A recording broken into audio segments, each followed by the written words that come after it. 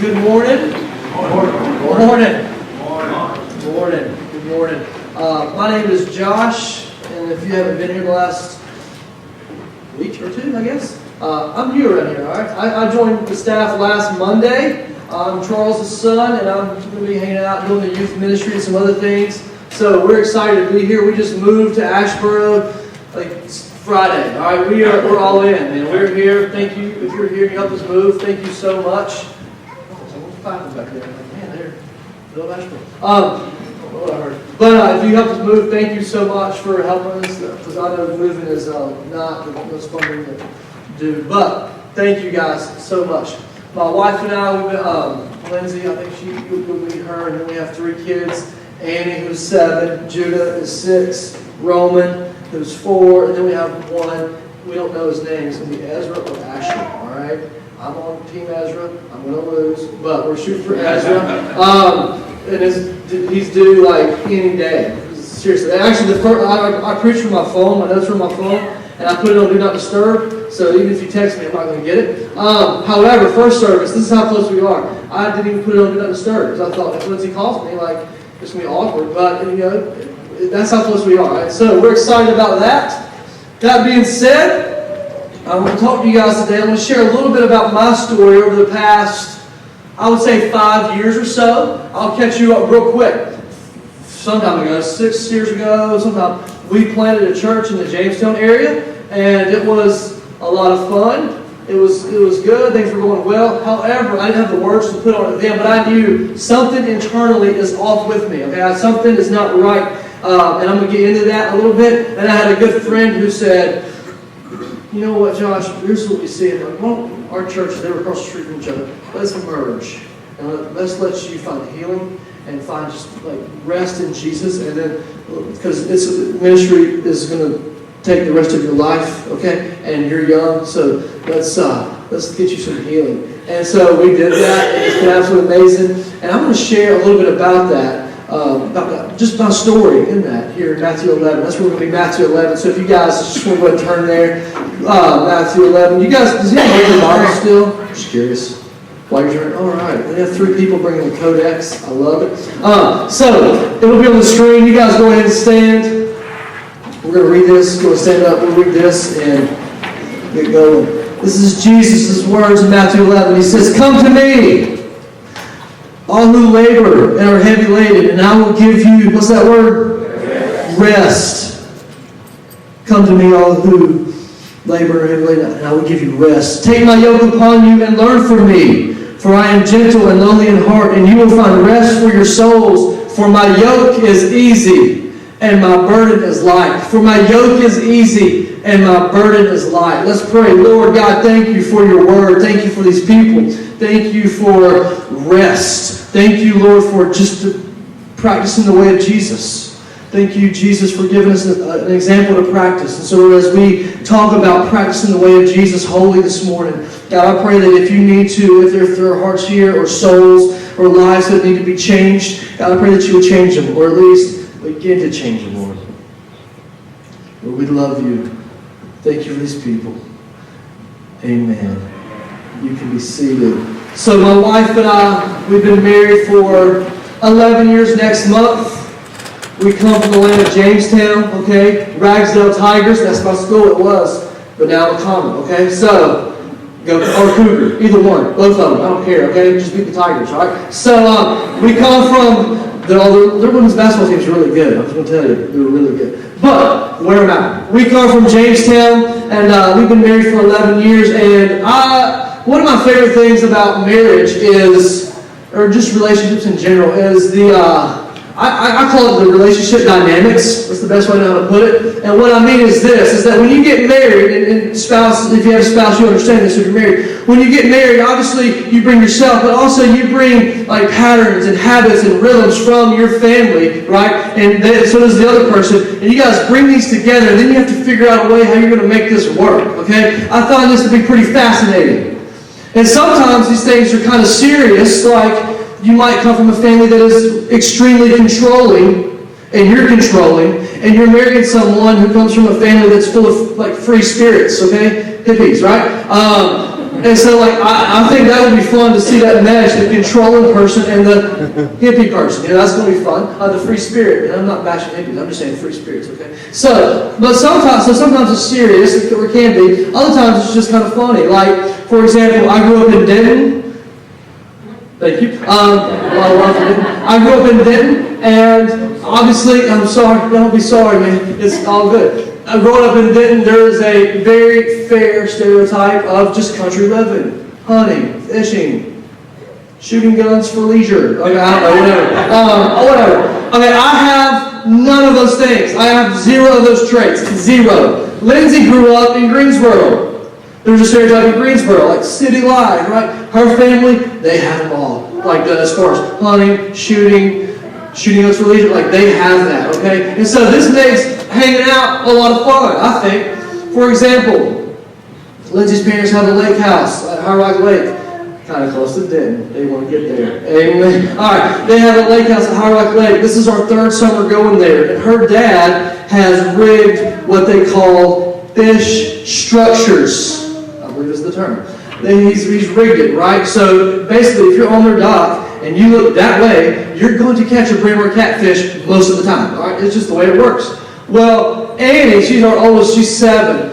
There's always a bunch of grandkids around, or my nieces and nephews and my kids. Annie's the oldest, and then the rest obviously are obviously younger, right? Not too complicated. Well, they always catch fish, always. In fact, about a month ago, a 4-year-old named Bo, who's my nephew, he caught 13 fish in an hour. Okay, it's rigged. It's not. I mean, it's impressive, but it's rigged. That being said, this is our third summer being there. I still get to catch one fish. And I do try, but I haven't caught any.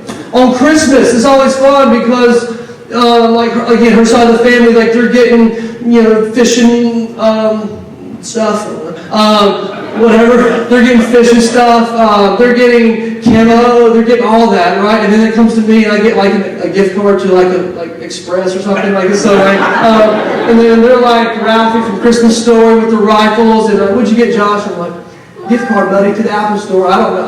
We're just way different. Never was this more true than Christmas of 2012.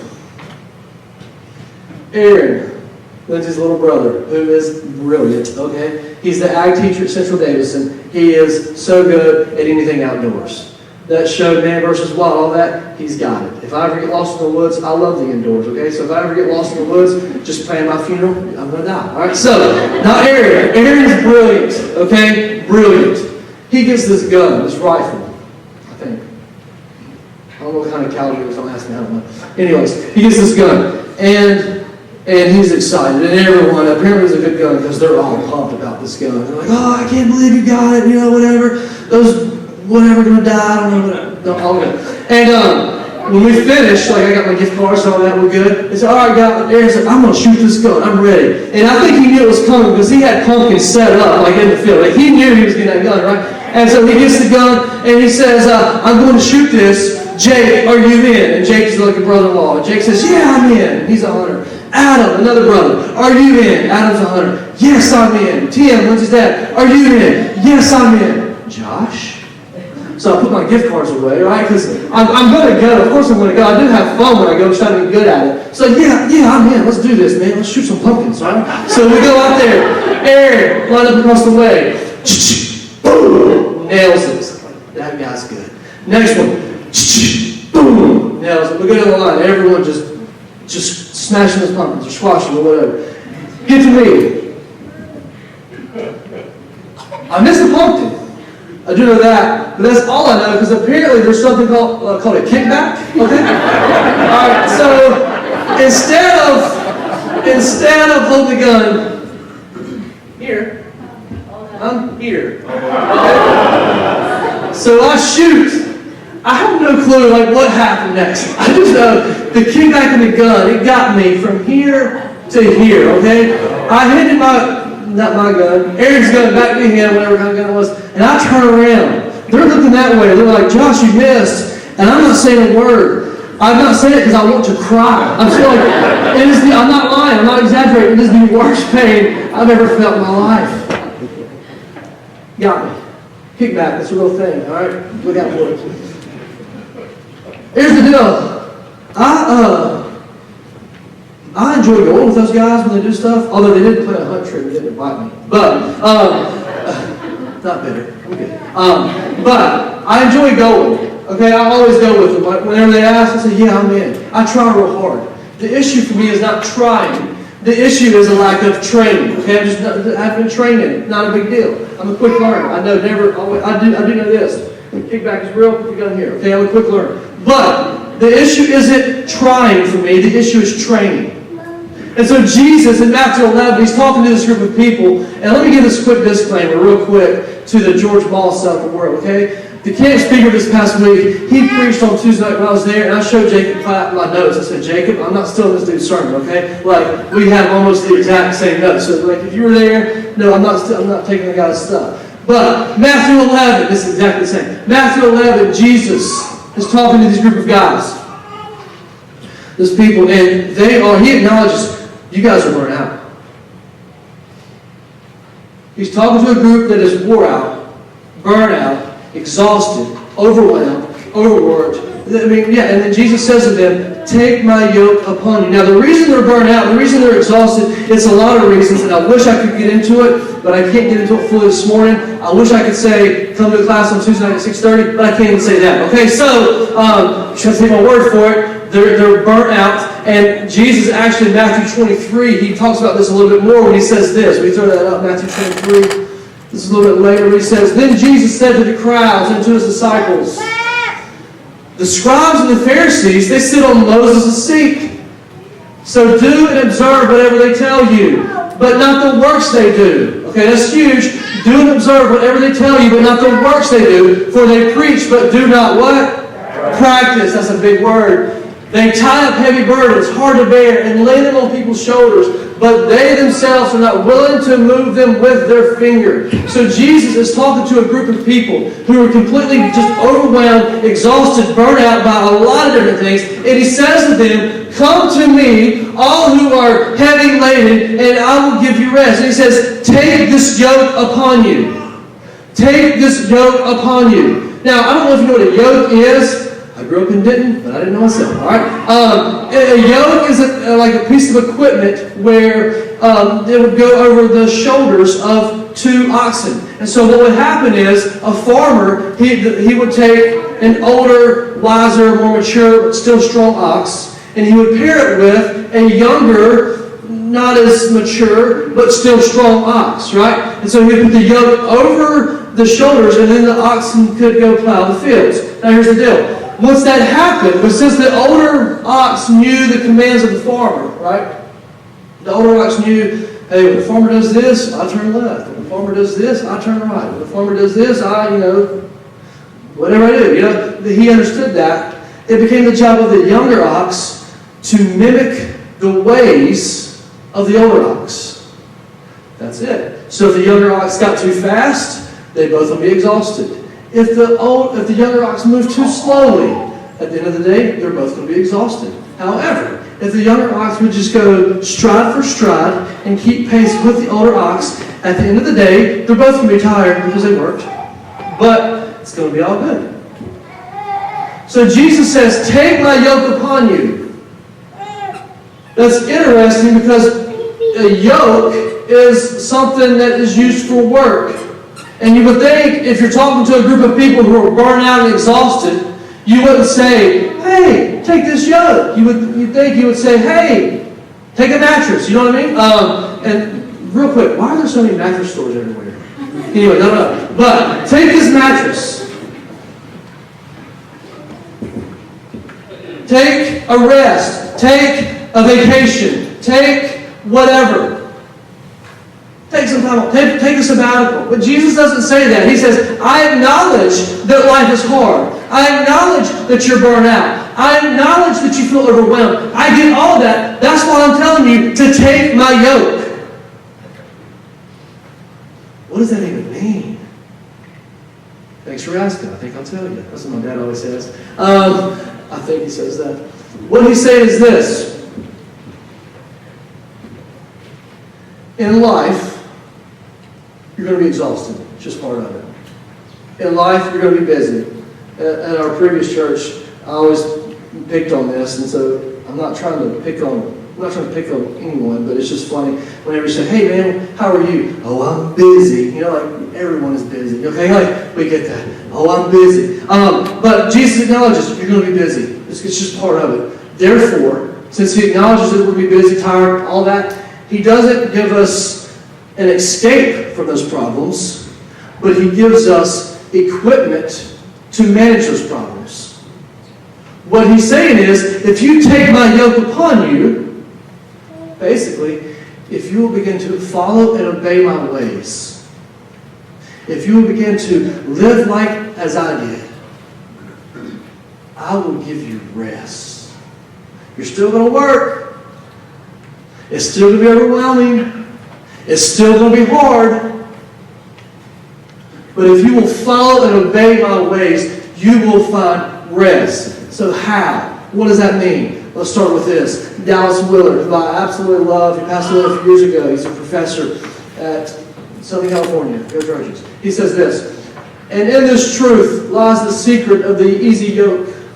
The secret involves living as he lived in the entirety of his life. He is obviously being Jesus. Adopting Jesus' overall lifestyle. Following in his steps cannot be equated with behaving as he did when he was, this is crucial, as he did when he was on the spot, but, next slide, to live as Christ lives is to live as he did all his life. Our mistake is to think that following Jesus consists in loving our enemies, going the second mile, turning the other cheek, suffering patiently, and hopefully while living the rest of our lives just as everyone else does. It's a strategy bound to fail. Here's what I'm getting at. So I meet people all the time. In fact, I haven't even been on staff here for 2 weeks, and I've already had this conversation with someone here. And it's just a prevalent conversation in our society, so it's not unnatural. But they say, man, I am so exhausted. Me too. I am overwhelmed. I am stressed. I'm reading my Bible. I'm praying. I'm in the Word. I'm doing that. And I know Matthew 6. I've got it. Matthew 6 talks about, the birds, they need, the Master, the Savior knows that they need food and water, and he takes care of them, so he will also take care of you. Therefore, seek his kingdom and his righteousness first, and all these things will be added unto you. Hallelujah. Yeah, remember that song? Yeah, all right. I know I've got all that, but I'm still just so overwhelmed. And that was me. A few years ago, I was like, I'm reading and praying. It's not that I don't love Jesus. I do love Jesus. But man, for some reason, I'm so overwhelmed, so overworked, and I don't know how to manage these tensions. And so here's what I've learned, man, over the past few years. And let me tell you this, disclaimer. I am not at all perfect. I don't have this figured out, not even close, okay? If you look at the last month of my life, you'd call me a hypocrite, okay? Because we've been trying to get ready to move. Yeah, it's crazy. But here's what I started to ask people. Like, I'm so overwhelmed. I'm exhausted. And what about Matthew 11 where it says, if you come to Jesus, he'll give you rest? Here's what I started asking people. Let's start with this. Are you taking a Sabbath? And they'll say, yeah, I'm off every Saturday. That's my day off. And that's what I used to think a Sabbath was as well. But here's what I've learned. I read a book a few years ago by a pastor out of Portland named John Coleman. It's called Garden City. It's all about Sabbath. It's a great read. Pick it up. And in that, he gives a quote about how his family practices Sabbath. And he says this right here. This is good. Once a week. And listen, it doesn't have to be on Sunday. It can be whatever day works for you, right? Here's the way his family practices it. And when I read this quote, I thought, okay, I don't understand Sabbath. We sleep in. We relax. We pray. We spend time in the Scriptures. We eat and enjoy nature and do not buy or sell except for food. We don't touch our email, post anything on social media because our phones are off. Leave it there. Okay, good. Okay, awesome. So I was like, I got that part. I've always, got it. It's this next part where I realized something inside of me is off. Hit it. All right. We do not run errands on their Sabbath. We do not run errands or catch up around the house. We don't talk about stuff that is heavy, sad, and reminds us. We don't talk about stuff we need to get done, and we do not read a magazine or a book or anything that would make us want more. And when I pose that to people, they say, well, man, here's the thing, I really love to mow yards. Okay, go mow your yard. All right? The point is this. I think kind of the heart of the Sabbath is resigning as the CEO of the universe. Is saying, you know what? So much of my work, or so much of my worth is found in my work, which Jesus or God said that in Genesis. Remember when Adam and Eve sinned, and He said, okay, you guys are going to start working now. Genesis 3, but you guys are going to start working now, and a lot of you're going to find a lot of worth in that. So that's just part of human nature. That's the part of nature that God's trying to beat out of us, right? And so what I've realized is Sabbath really, what it boils down to in a lot of ways is it's resigning as the CEO of your universe, where you say, you know what? Once a week for 24 hours, I'm going to sit back and just remove, the best I can, any desire to accumulate or accomplish. Accumulate or accomplish. I'm just going to sit back. I'm going to rest in God, rest in my family, and just enjoy what He has given me, He being God, enjoy what He has created. And so I was like, do we practice that kind of Sabbath? Not just a day off. Man, you know what, so we're buying this house, and, well, we just bought it actually. We just moved in. But when we were buying it, we sometimes I try to take it on Saturday, and a few weeks ago, I was on Sabbath, and I started to ask Lindsay a question about the house. I was like, what about, whatever. And I said, actually, you know what, stop. Do not answer that question. I'm going to ask you in the morning. Because I just wanted to be free for 24 hours from any desire to just accumulate or accomplish. I'm not having those conversations. This goes back to the creation story. I don't care if you're old earth or new earth, whatever, but here's all I'm saying. It's on the seventh day, how long that was, what did God do? Rest! Oh, they said, yes, they did. They rested. That's right, Peter. They rested. He rested. And then with the Israelites, God says, hey, you know the land, the crops, for 6 years I want you to take care of the fields, I want you to plant crops, I want you to grow and whatever, harvest. On the 7th year, let the land rest. And then do it again. Start the cycle over. And I just wonder if maybe, just maybe, the reason why we go through the Christian life and we're still exhausted, we don't understand the easy yoke, is because we understand, we know we need to read, and I'm not discounting that, obviously. Reading is the place to start, reading the Word. That's the starting point, right? Reading and praying.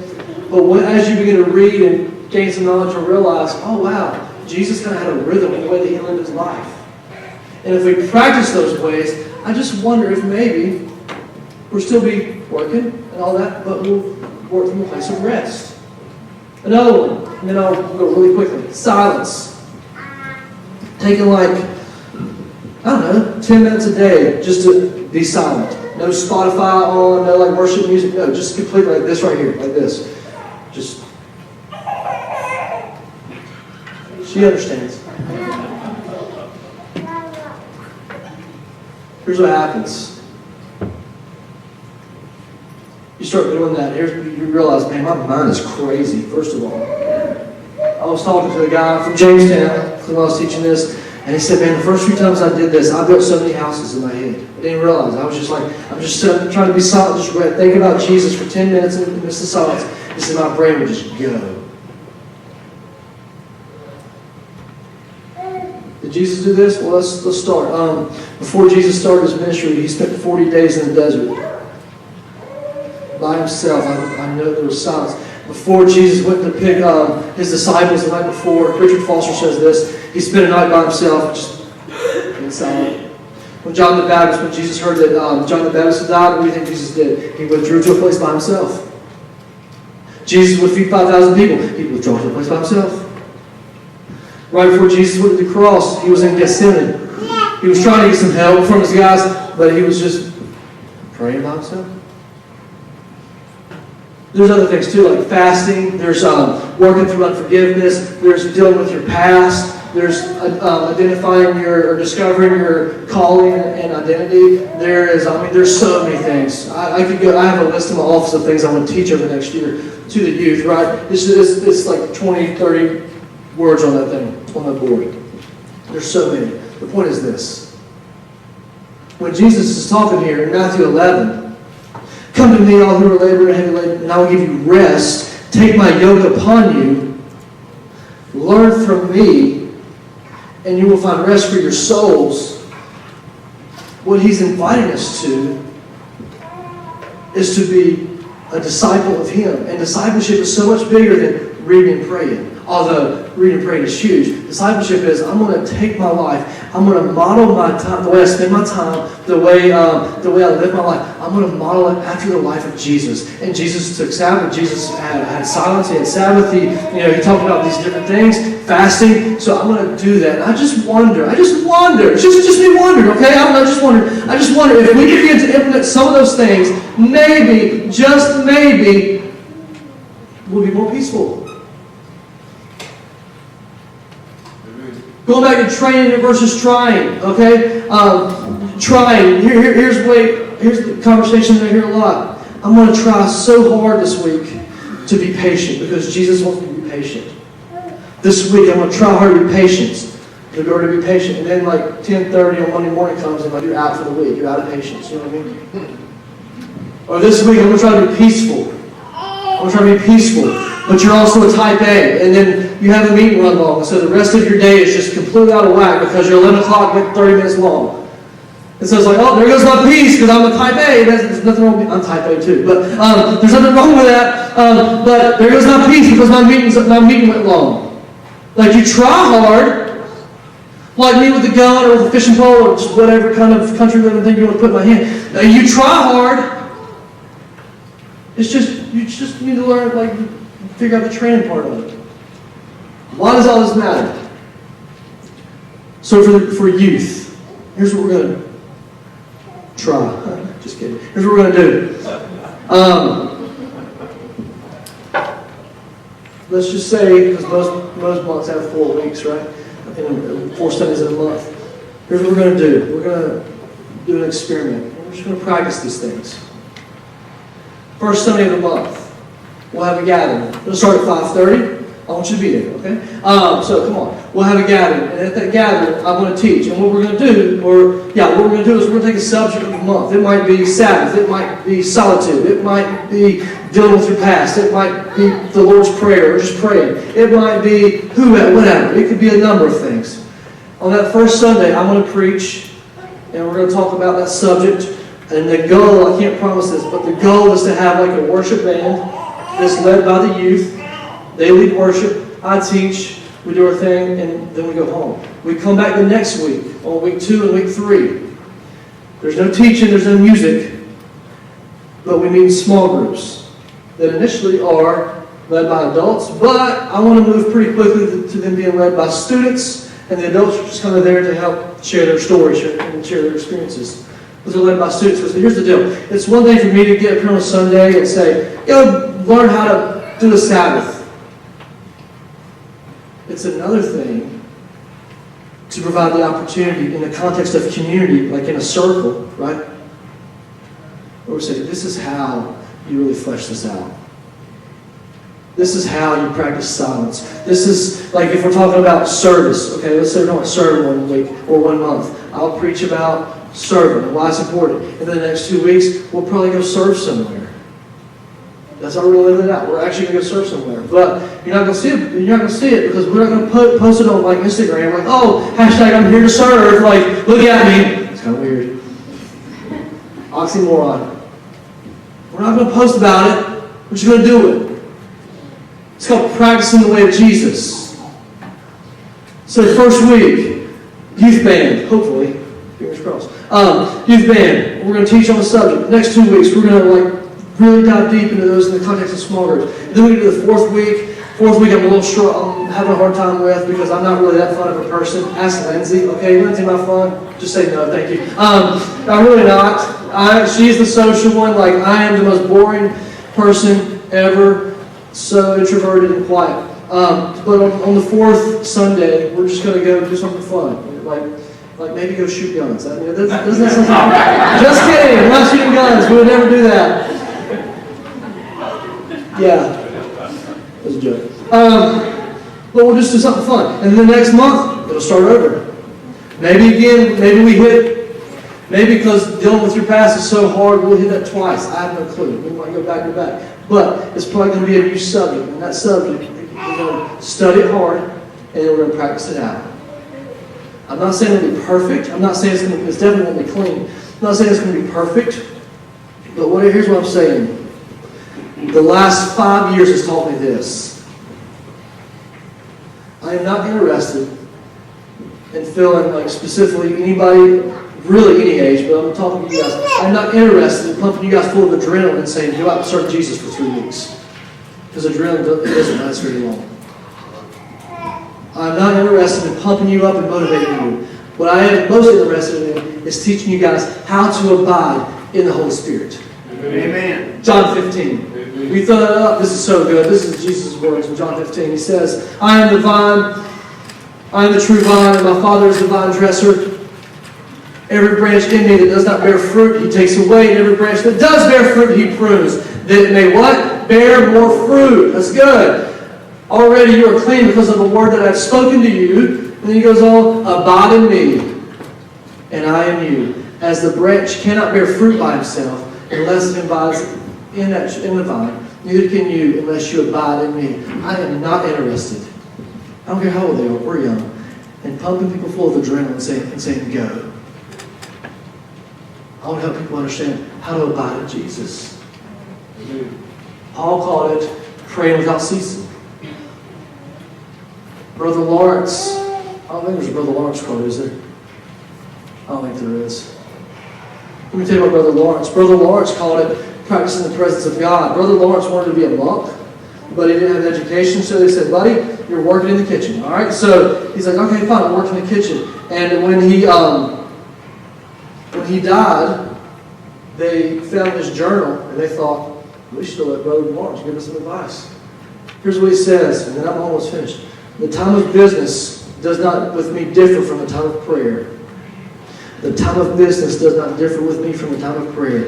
And in the noise and clatter of my kitchen, while several persons are at the same time calling for different things, I possess God. I possess God as if I were upon my knees at the Blessed Sacrament. The idea is this: to become like Jesus and do what He did, you have to go through the process of being with Him. And that requires training, not trying. Because if you're trying, you're going to last 3 weeks and you're going to say, man, this is so hard, I'm so overwhelmed. But if you're training, it's like running a marathon. Anybody run a marathon here? No one. That's smart people.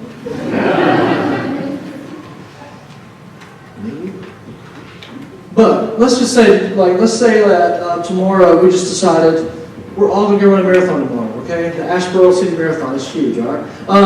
Coming to downtown near you. So, we're going to do that tomorrow. How far do you think we can make it? Brian, you might make it. You probably win. You make it furthest. I'll make a marathon. Would you make a marathon? No, you can't try. Okay. We wouldn't make it very far. We'd quit or, dare I say, die. Because if you're training for a marathon, you don't just go do it, you build up, right? Like the first day, or the first week, you might run a mile. I don't know how to train for a marathon, but the first week you might run a mile, and then maybe 2 miles, and then eventually you're going to get 26 miles, and that's going to be amazing. All right. Anyways, it's the same way when it comes to spiritual formation. We're practicing the way of Jesus. It's not just go for it. It's going to take training. It's going to take practice. And we want to provide that space. We're going to provide that space in the context of community. So that's what we're going to do. So if you're in youth, come hang out with us. I want you to. First Sunday, just a reminder, first Sunday, teach, youth band, hopefully. Second, third Sunday, small groups. Fourth Sunday, we'll do something fun. Then we'll just do it all over again. And hopefully what happens is this, and I'm done. I think it will. Think about the fruits of the Spirit. Love, joy, peace, patience, kindness, all that stuff.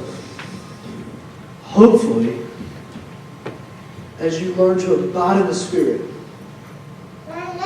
you find the freedom from your past. Your rhythms are becoming more like Jesus, and maybe like taking a Sabbath and whatever. Hopefully, those fruits of the Spirit, they begin to come alive. And you could like maybe step into a situation that is completely chaotic. And because you showed up and you just abide in peace because the Holy Spirit's in you, you help bring peace to the situation. Or maybe you go through something and you bring joy to the situation. What would happen? So, I'm excited. We're excited to be here. Jan, where are you? He's not even here. He said he's going to come up. Man, oh, you're good, gracious. I do see your dad. So I'm going to let James, he's going to close it out for us. But listen, I love you guys. We're excited to be here. Next week, we're going to be at the meet and greet next Sunday at 5:30. We'll be there, all right? Come hang out. If you have any questions, let me know. That being said, I love you all. Give it up for Jan. He's the man.